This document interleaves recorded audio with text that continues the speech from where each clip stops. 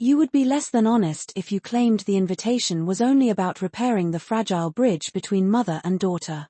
Late one quiet evening, glass of wine in hand, you found yourself scrolling through her Facebook photos. That was when you noticed him, her boyfriend's father.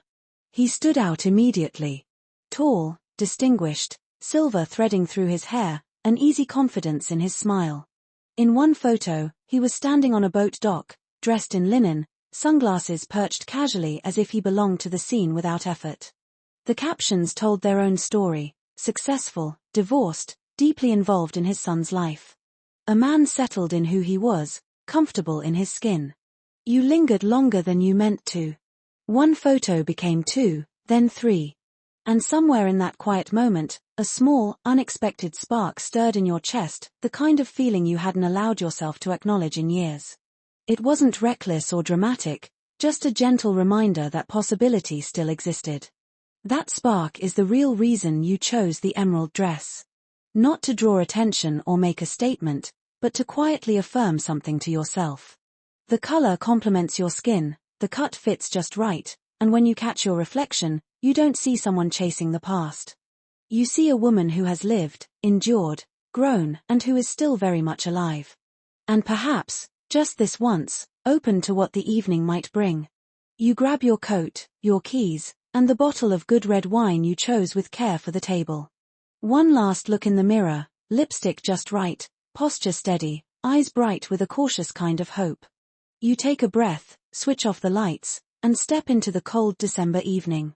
The porch light clicks off behind you as you walk to the car, the night hushed except for distant carols and the soft crunch of snow beneath your boots. The air smells clean and sharp, as if the world itself has been reset. You slide into the driver's seat, the familiar interior welcoming you, and turn the key. The engine hums to life. As you pull away, you glance once more at the house that has been yours alone for so long, rooms filled with memories, silence, and hard-won independence. The road ahead glows faintly, leading you toward your daughter's windows lit warm against the dark. You don't know exactly what waits there tonight: awkwardness, tenderness, maybe something fragile and new, but you drive on anyway, carrying with you the quiet courage it takes to hope for family again. You leave your home behind, heart beating just a little faster than usual, and drive into the dark. The road hums beneath the tires, the night calm and expectant.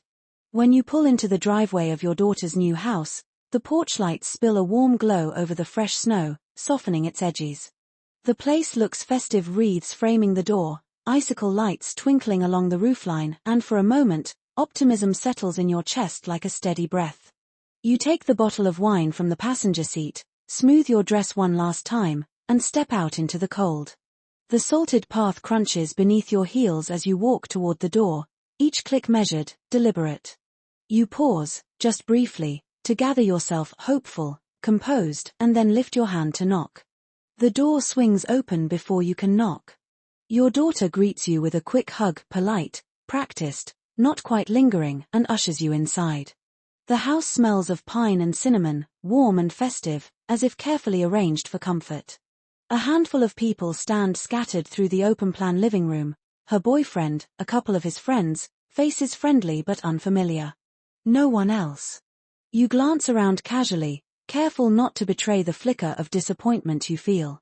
No silver at the temples, no easy smile waiting near the fireplace. You smooth it over with a light tone. "Is everyone here?" you ask. She shrugs, already turning back toward the kitchen. "Pretty much. Oh, Nathan couldn't make it. He's with his new girlfriend tonight." The words land gently, yet they settle deeper than you expect. You nod, smile when you're supposed to, and follow her inside, reminding yourself that you came for more than imagined possibilities. Still, as laughter hums around you and the lights glow warmly against the windows, you can't help noticing the space where someone else might have been and the quiet adjustment required to let that idea go. The words land with a quiet thud. Nathan. You've never even met him, yet somewhere along the way you built a small, slightly foolish fantasy around a handful of Facebook photos. You feel warmth creep into your cheeks, suddenly aware of the emerald dress skimming your hips, the extra care you took with your makeup, the hopeful intention behind every small choice. You dressed with anticipation for a stranger who has already moved on.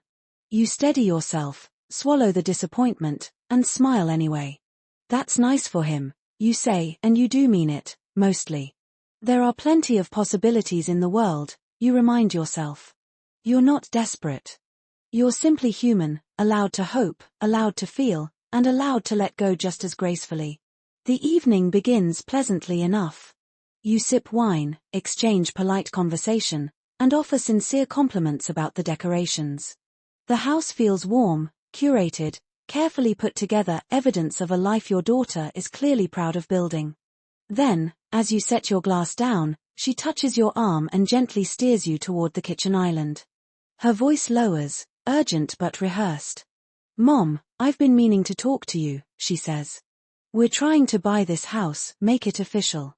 But the down payment is overwhelming. I know things aren't easy for you, but if you could help, even a little, it would mean everything to us." You freeze. The words linger between you, heavy and unmistakable. The sudden warmth of the evening cools, replaced by a sharp clarity that takes your breath away. So this is the reason for the invitation. Not reconciliation. Not a genuine attempt to mend what's been broken. Money. You nod slowly, your expression carefully neutral, while something quiet and aching settles in your chest. The olive branch wasn't extended in peace, it was extended in need. And standing there, surrounded by twinkling lights and carefully chosen decor, you realize just how conditional this moment truly is. You try to deflect at first, offering light jokes about budgets and retirement plans, hoping to soften the moment. But she doesn't laugh.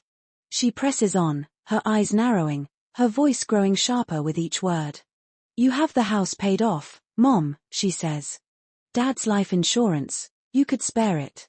The room seems to shrink around you.